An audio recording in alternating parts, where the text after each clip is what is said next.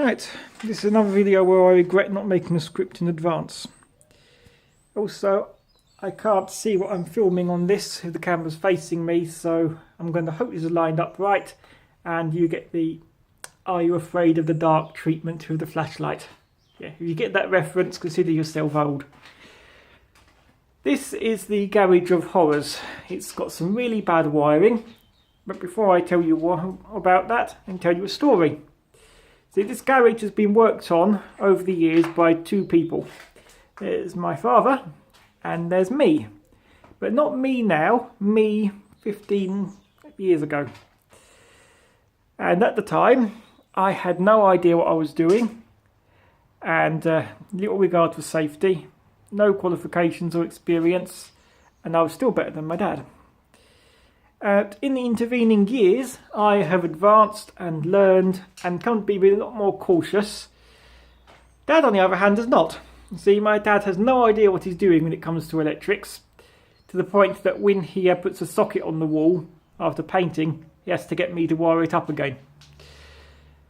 But he's also very, very proud of his status as head of the household and head of the house. The house is his responsibility. And it's not a responsibility that can be passed on to anyone else. So when something needs doing, he has to be the one to do it. And that's led to a few problems in the garage.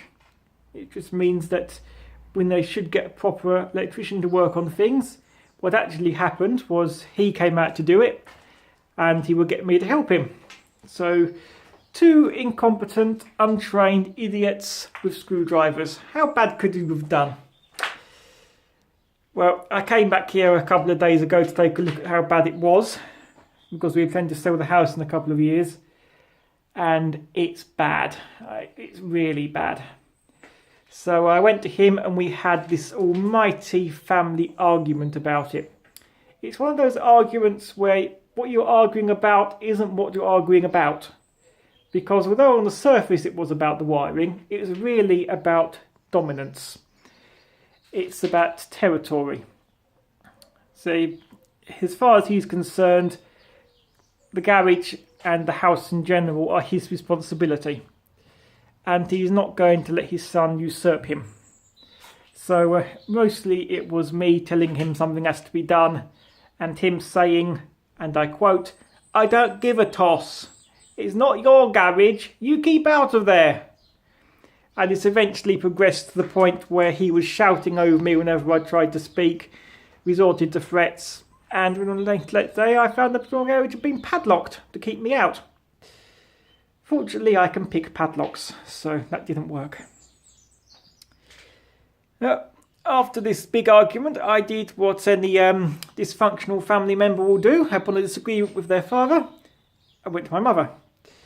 And she was much more reasonable and accepts not only is this something that has to be done, but if we want to sell the house, we are going to have to get an actual qualified electrician in who can sign off on all the bodged up work me and my dad have done over the years, bring it up to code, and give us a little certificate so we can say Part P obligations fulfilled. But before we do that, I've got to do a bit of work myself, because right now any electrician who comes into here is going to say, "I'm not touching that with an insulated barge pole." And if he did, he would charge us a fortune. So all the unsafe bits in here need to be brought up, not to code, but pretty close. See, I can't bring it up to code because part of the electrician's job, the main thing that makes them qualify for that job, is learning the regs. That complicated set of semi-statutory documents that says exactly what kind of cable you can use, how thick does it have to be, that you can't run this type of circuit in close proximity to this type, and this particular socket has to be at least rated for IP something. All those little quirks, which I don't know. But I can get it close enough that when the time comes, the real electrician can come in and say, "I want to make a few adjustments," and then I'll sign off on it. And that's the plan. So, now for the tour, and just how bad can it be?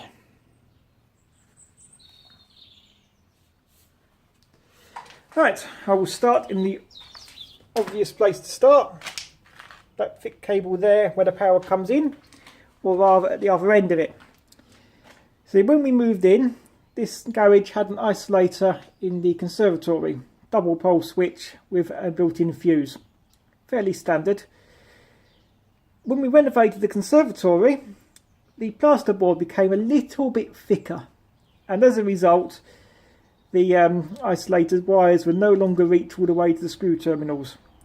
So of course we had to get some wire joiners in and extend the wires and make sure. No, of course we didn't. We were bodgers. You know what we did? We got the wire joiners in, we joined the ends of the wires together, and we plastered the whole thing into the wall. Yeah. Hey, it seemed like a good idea at the time. Yeah. Well, I say we. That one's entirely on my father. Nothing to do with me, that decision. Putting the blame for that on him. There are other things in here that I will take responsibility for, but that one, that's him. That comes into this box here. Now this relic, I don't know what this is doing in a domestic situation. This is a 3-phase industrial isolator. It is completely the wrong type of device to have in a garage. I suspect the reason may be related to the magic words surplus. Someone probably got a discount on these when they were building the houses. It was in there when we moved in. Those are ceramic terminals. Yeah, this has to go. The main reason it has to go is earthing. So you might notice there's something missing in here. Where's the earth block? There isn't one. But it does have, sort of in horrible lieu of that, is a corroded rusty terminal down the bottom. You see it? Yep, that's where the earth goes. I'll get onto the little wire later. And for most of it, that's where the earth stops. There's a socket down here.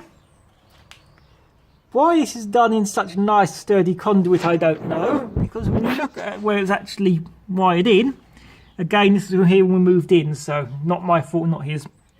You can see the earth wire sort of get in there. Yeah, you can't really see, can you? First to say it dead ends. Yeah, that socket is not grounded. So unearthed socket, there's a problem. Yeah, that needs fixing. The black wire, this was also Dad's work, which is currently disconnected because I ripped everything out in protest yesterday. Again, there's no ground there. You might just be able to see the yellow and green stub. That black wire goes up to that light switch. Note the nice ugly holes in the side. Which of us? No, the holes were me. Yep, holes were me. I did those. See, I told you, I take responsibility for where I messed up, but most of the bad stuff is his. So these two cables, which, oh mind you, have no RCD protection and no earth, go up here, across here. As you can see, this has not been cut to length. One goes into this tube. That was there when we moved in too, so that thing got to be 20 years old by now. It looks it, doesn't it? The other one goes along here, nicely cut to length again. Again, that's his doing. I attached him to the light switch and made the ugly holes. He did the cabling on the roof. And eventually, through this carefully cut space next to the door, the wood frame so rotten and warped you could just poke it through. And that unearthed cable with no RCD protection goes to the exterior floodlight. Yeah, this is not good, is it?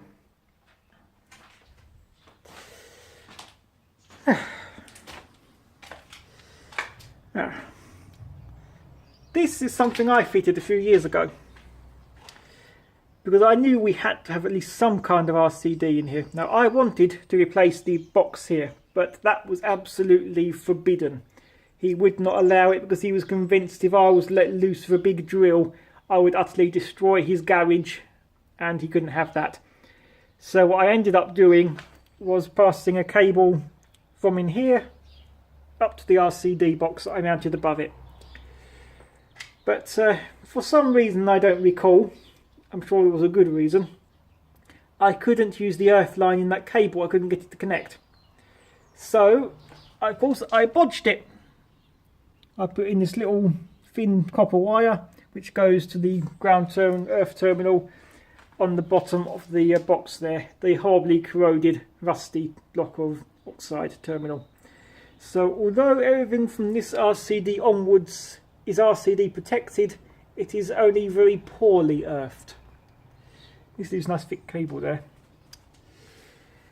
And that covers two things. The first to be installed were the exterior sockets. Now, my insistence, we did get proper IP rated sockets. Or socket, the other one's a switch, which is no longer in use. That's the dangling cable down there. But we couldn't quite extend the budget to buying the right type of cable. So, why do we need more cable? We got spare cable. So here's fairly basic, what does it say on it? Just your basic mains flex. But it does the job. It's ugly strewn across there. Comes out from the junction box where the earth merges into it. And also coming from the socket circuit is this ugly cable here, which goes into that box there, which is the time delay controller for the lighting, the external lighting, which is what most of the other stuff you can see here is. The only part of here that I think is any good is this grey one, because that was the most recent to be installed, and you can actually see the progression as we've got less and less bodgy, and I've insisted on the higher and higher standards, because by the time we got to these, over his great protests, I said we have to go down to B&Q and actually get the right type of cable. We can't just use whatever we have lying around. So we did. We have the right type of cable.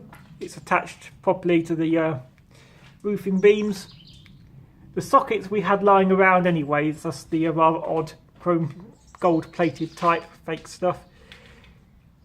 But yeah, we had lying around, so why buy new? I would have preferred to get the metal back boxes, but we are getting money. And spider. I believe that is A. garagus type, only found in British garages. And this proper cable goes all the way around to here. You would call it a radial, but it's not really designed as a radial, it's just a whatever came together. This was supposed to be for a garage door opener, but it turns out our door frame is so rotten, it wouldn't take an opener, the whole thing would just fall down. Plus the door is not opener compatible, and this garage roof is a little bit too low for most garage openers, so that never happened. Most of the rest of what's here is leftovers from my old solar stuff. I've re-masticed up there yesterday because you can see there's a lot of damp leaking through the holes. So no matter how much silicone you put in there, the water will find a way. And the thin cable is control lines. There is another hole that used to be the CDS sensor for the lighting controller. That is getting replaced with a proper IP rated external daylight sensor. So all I've got to do is cut off power to the whole house, rip that box down, install the consumer subunit as up to decent standards, get the earthing fixed, take down the light switch, replace with a new light switch with a proper metal backing box, install some conduit, get the cables of lighting in conduit, cut the correct length. Oh, I realised that wire is going to be cables going to be too short to reach all the way down to there, so that will need extending, which will mean a proper junction or joiner of some kind. Yeah, I'd say this is going to take me about the whole day and then some. I better get to work then. Yeah, things I do for fun. Right, and if I haven't posted a part 2 in, call it 2 weeks, it means I'm probably dead. If I manage to kill myself while trying to make the garage safe, then I will be very embarrassed. I'll try not to.